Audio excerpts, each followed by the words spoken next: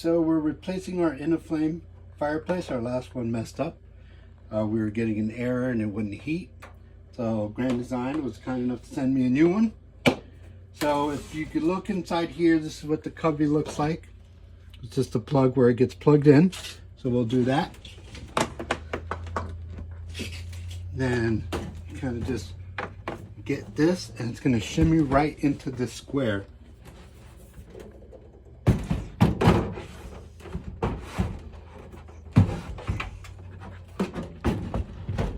Cord on the side.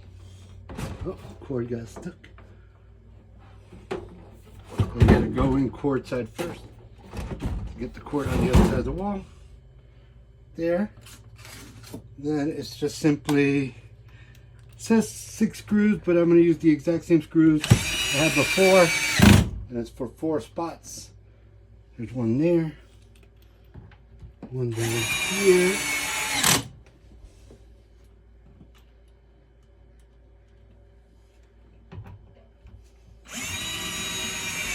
There you go.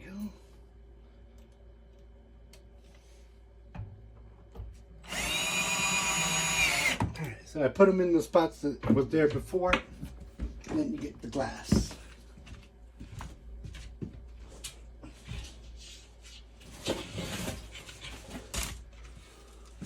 The glass has these grooves, and they're going to go into the side, the grooves here.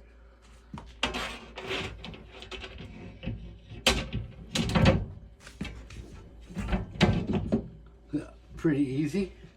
Then there's 2 screws that go right there, and right there, and there it is. We've installed the Innoflame.